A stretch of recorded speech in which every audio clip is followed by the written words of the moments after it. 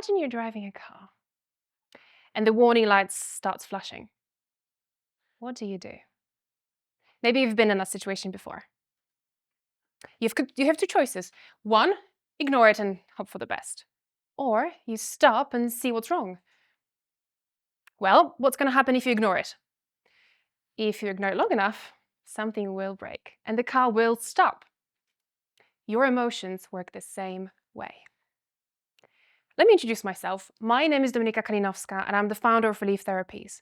I'm a psychologist, EFT practitioner and hypnotherapist. And for years I've been studying mind-body connection. And now I help people process their emotions. But I didn't always know how to do it. I learned it the hard way. And that's what I want to share with you today. Well, let me ask you a question. How many of you know how to process emotions and actually practice it? Please raise your hands. Wow, this shows us two things. One, we are not taught how to manage emotions. And two, because we don't know how, we don't do it. So what happens if we don't manage it? All those memories, sensations, feelings, and thoughts don't just disappear. They stay in your mind and in your body. And over time, they build up. Let me take you back. When I was 18, me and my parents came to the UK from Poland. I started studying psychology at the university. My parents always wanted the best for us, so they gave us the opportunity to study in the UK, me and my brother. When I moved here, we didn't know anyone. I struggled with English on my first year of university. I wasn't confident, especially to speak in public. This would be a nightmare for me. And I was homesick. I missed the rest of the family. And those who live abroad away from their family, you know what I'm talking about. I wanted to do well for myself. And I pressured myself to make my parents proud. And I've always been ambitious and set high standards for myself. So I worked and studied really hard. And in my mind, failing or quitting was not an option. So what I did with that is I've developed people-pleasing tendencies. I've pressured myself so much, I didn't rest. I didn't have any time for myself. And I felt like I was seeking external validation as well, which wasn't great, was it? Something was starting to happen with my body. What started to happen is I've developed so many psychosomatic symptoms that I couldn't manage. I didn't know how to manage. I felt like physically the floor was falling beneath me. I felt dizzy and had burning sensations all over my body. I felt pins and needles all over. I've seen so many doctors. I was going from doctors to doctors, from reflexology to CBT therapy to even holistic and spiritual healers, trying to understand what is wrong with me. And I was going and doing all of those tests, blood tests, MRI tests, brain scans, but everything came back normal, yet I felt anything but normal. Even CBT therapy wasn't helping. I remember I was calling my mom and I was crying and I said, "Mom, I don't know what to do. I feel so bad. I don't know what to do. Tell me what to do."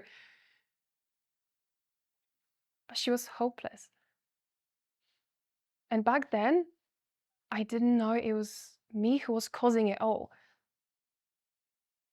I was pushing myself to the limits. I wasn't resting. I was drinking a lot, scrolling a lot, partying a lot, working a lot, dating a lot, filling my calendar with so much, I wouldn't have any time for myself. Because what if I will feel all of those uncomfortable emotions and I have to deal with them, right? Who doesn't like a great party? Who doesn't like great fun, huh? But night times were the worst, when it was just me and my body and my thoughts. During the day, I could occupy myself. But during the night, it was just me and my body. My anxiety was constant. I felt like I was a boiling kettle just waiting for an explosion to happen at any moment.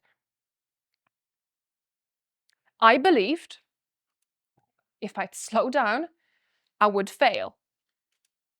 I associated rest with laziness and failure with disappointment. And I love my parents and I'm so grateful to have them. And disappointing them was the last thing I wanted. Funny, isn't it? I've developed so many symptoms because I couldn't rest. I ignored my body's warning signs. I wasn't listening to it until my body forced me to stop. And now, as a therapist, I know I'm not alone. This is what we call psychosomatic symptoms. It's happening when the body expresses what the mind can't. Psychosomatic symptoms usually happen due to long-term stress, unprocessed trauma, unprocessed emotions, suppressed emotions. For me, it was the bar that I set myself for. It was the people-pleasing, the lack of boundaries, inability to say no. And it was quite hard, isn't it? 80% of doctors' appointments are linked to emotional issues and not physical illness. And yet, we ignore emotional regulation.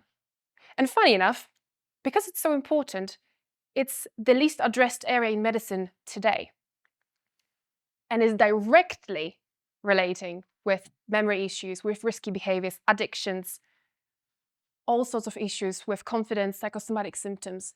And all that have a dramatic effect on your work, career, finances, personal life, romantic relationships, and then most importantly, your personal well-being. That's the cost of unprocessed emotions. Let me ask you a question. Where was the last time you let yourself feel your emotions without distractions, phones, scrolling? Just you and your body. Just be honest with yourself. When? People are scared to be with their thoughts. We need constant validation. The moment we're bored, we're just reaching for the phone to scroll or contact someone, message someone. We need the music in the background, TV, reality show playing, noise. But the good news is, emotional processing is a skill. And you can learn it. I did. And here's what helped me. When you're busy all the time, you stop noticing your body. You stop noticing those signals that your body is sending every single day. So I want to do something with you right now. I would like you to close your eyes if you feel comfortable. And I would like you to take a deep breath in and out. That's it. And I want you to scan your body from your feet to your head. Just notice any areas of your body that have possible tension. Just notice it. Do nothing about it. See it. Scan it from your feet to your head. Make sure that your jaw is relaxed. Make sure that the space in between your teeth is relaxed as well. How about your shoulders? Are they comfortable? Is your back comfortable on those chairs? Simply notice it. Take a deep breath in and out again. What's your body telling you right now? Maybe you've just realized how tired you actually are. That's it.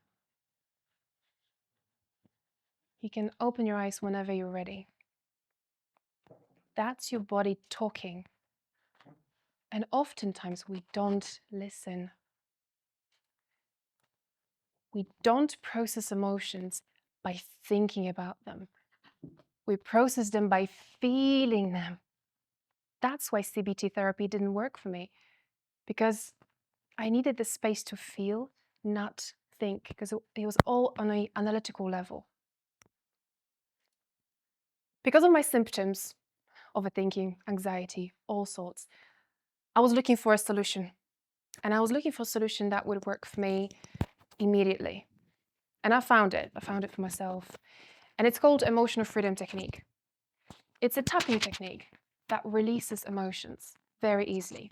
How it works is when you tap on your meridian points on your body, or acupressure points, when you talk about the problem out loud or in your mind, you release those emotions. Thanks to this technique, I learned how to talk about my emotions in the first place. I didn't have many emotions. I couldn't even name them. And thanks to that, I really learned that. And studies shows, especially the ones from Harvard Medical School, that EFT has the potential to help regulate your nervous system, lowers your cortisol blood level, and most importantly, it calms your amygdala, the part of the brain associated with fear and stress. Also, more studies need to be done on this, but there is a great potential for people who've got a neurodivergence with autism and ADHD. It's a great, simple tool that everyone can do at home as well. And because I've found it so incredibly working on me amazingly, I've decided to study it, and I became an EFT practitioner, and now I help people how to process their emotions. Let's do one more part. I want to teach you a little bit more techniques as well, just for you to leave the session with some practical tools. Just like Taylor Swift said, shake it off. So what you can do for your nervous system, what's going to work amazingly, is shaking your body. You can even shake it now, just gently, or with your hands. That's it. That's it. You can shake your hands, just roll your shoulders, feel it. I know it's morning, but you can do it, definitely. Animals do this instinctively. They know how to do it. We know it too, we just need to let it. Have you seen a dog facing another dog and there's a tense moment between them and they're shaking off after that? They know how to do it and we know it too. Another technique is collarbone. You can tap on your collarbone. That's also one of the EFT techniques, or on your chest. That's really good to release those emotions. And also when you, especially, sorry, I'm tapping it. And especially when you talk about your emotions, that works really, really well. Also, when you sit, you can also kind of push your feet to the ground and like really feel the ground. So try pushing your feet down. That really grounds you and make your brain feel like it's safe as well. Also, at the end of the day, I love to sigh and just let it just melt away. We all do it, exactly. We all need it as well. How about we do it together? In 3, 2, 1, we sigh, okay? 3, 2, 1. Perfect. Wasn't this amazing? Well done. That's what you do. We know how to do it. We just need to use it. And when you know that you can release those tensions with those simple techniques, you can just use them anywhere.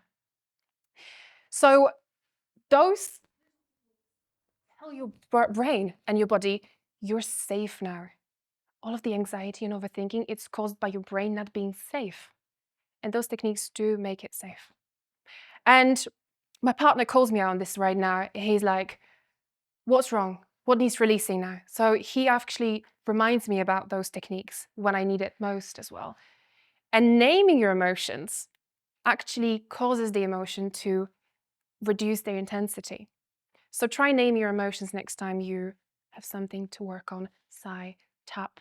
Just make sure that you listen to your body.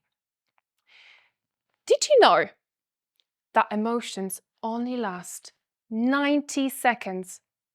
And after that, it's your brain that keeps them going.